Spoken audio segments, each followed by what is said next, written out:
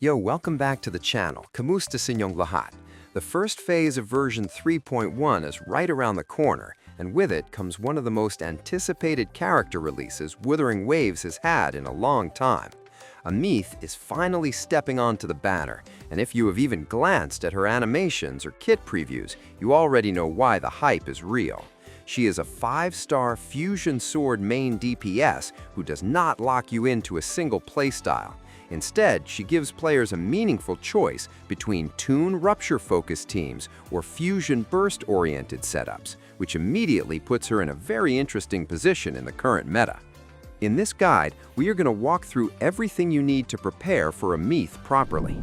That includes what you can and cannot pre-farm before 3.1 goes live, how to prioritize her skill upgrades, her best echo builds and stats, weapon options from free-to-play to premium, team compositions, and finally, an honest discussion about her overall value and whether she is actually worth pulling for your account.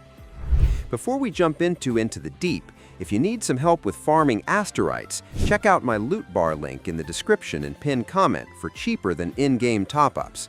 Loot bar offers up to 25% discounts plus an extra 10% off when you use my link.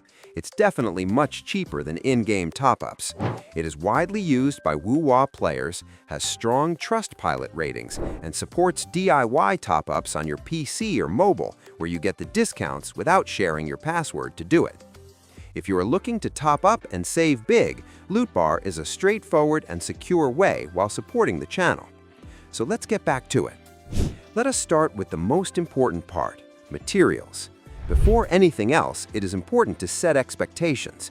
A significant portion of Aemeath's materials are locked behind the brand new 3.1 region. That means you will not be able to fully finish her Ascension or skills on day 0, unless you immediately progress through the new area.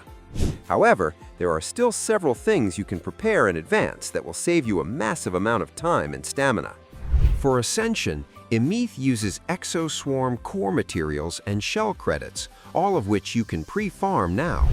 Expect to need enough to reach level 90, plus over 2 million shell credits if you plan to fully max her Ascension and skills, so start stockpiling early. If you are low on credits right now, this is the easiest thing to fix before 3.1 hits. Her regional material and Ascension boss drops, called Our Choice, are locked to the new 3.1 area and cannot be pre-farmed. You will need to push the new map early if you want her fully online, so keep that in mind when planning your day 1 progression.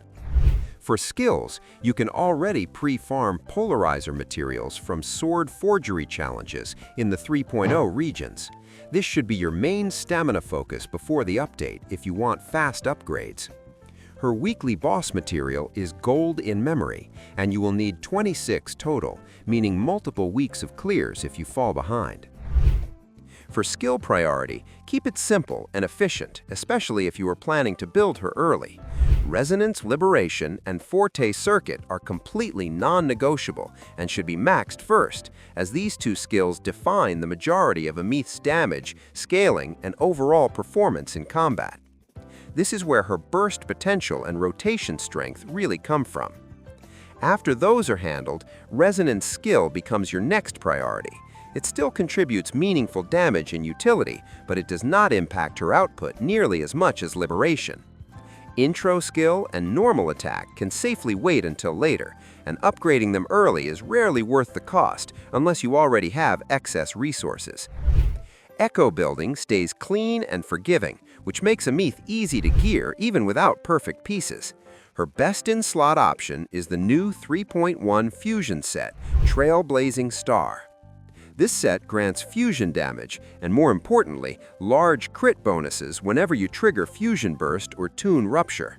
This lines up perfectly with how Aemeath naturally plays and significantly raises her damage ceiling once fully built. You cannot pre-farm this set before 3.1, so don't stress about having perfect echoes on day 1. Until you unlock the new domain, existing fusion sets work perfectly fine for early use and learning her rotations. Just be aware that her damage will noticeably jump once you transition to the new set. For her 4-cost echo, Sigillum is the clear and uncontested choice. Its skill provides a resonance liberation damage bonus, which directly scales Aemeath's most important source of damage and fits seamlessly into her burst-focused playstyle. For main stats, crit damage is generally preferred on the 4-cost slot, as long as your crit rate is already in a healthy range, especially since the Trailblazing Star set provides extra crit rate. On the 3-cost echoes, fusion damage bonus is ideal and should be prioritized whenever possible, with attack percent serving as an acceptable fallback. The 1-cost echoes should always be attack percent. For substats, focus first on crit damage and crit rate to stabilize her damage output, followed by attack percent and resonance liberation damage. Energy regen is also valuable, as Aemeath wants to cycle her ultimate smoothly without extended downtime. Aim for around 125% energy regen to keep rotations consistent and comfortable.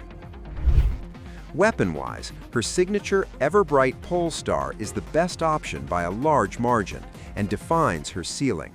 If you skip it, Emerald of Genesis or the Battle Pass Feather Edge are all strong alternatives that still let her perform well, depending on what you already own. Emerald of Genesis is a safe, all-around option for sword-wielding 5-star Resonators. It offers a strong 24.3% crit rate substat, alongside a passive that increases energy regen by 12.8%. When Aemeath casts her Resonance skill, she also gains an ATK boost that stacks up to 2 times, making it a very consistent and comfortable weapon for maintaining smooth rotations. The Battle Pass 4-star Feather Edge has lower base attack and a smaller crit rate substat at 20%, but it fits Aemeath surprisingly well. Its passive activates after casting Resonance Liberation, granting a solid ATK increase and a Resonance Liberation damage bonus, which directly enhances the part of her kit that matters most. Team building is where Aemeath really shines, mainly because she does not feel locked into a single mechanic or partner. She performs comfortably in both Toon Rupture and Fusion Burst teams, which gives players real flexibility instead of forcing one optimal path. For Toon Rupture setups, Aemeath slots naturally as the main DPS alongside Lene, with a support like Mornier or Shorekeeper providing stability, buffs, and sustain. This team plays very smoothly and rewards clean rotations without demanding perfect execution. For Fusion Burst teams, Chisa is her core partner and enables much faster and more consistent burst application, which directly boosts Aemeath's damage output. The 3rd slot in this team is highly flexible and can be adjusted based on what your account needs, whether that is more damage, more buffs, or extra survivability. There is also a mono fusion option using Aemeath, Lupa, and Mornier. While more specialized, this team performs well for players already invested in fusion units and want a cohesive elemental setup that still hits hard. Overall, Aemeath offers high damage, strong visuals, and rare flexibility for a main DPS. If you want a straightforward fusion carry that is easy to build, easy to slot into teams, and likely to stay relevant across patches, she is a very safe pull. As always, if this video resonated with you, please leave a like and subscribe. Ring that bell for massive gacha luck and maybe a sandwich. Thank you so much for watching. Maraming salamat po, and I will see you in my next video drop. Goodbye.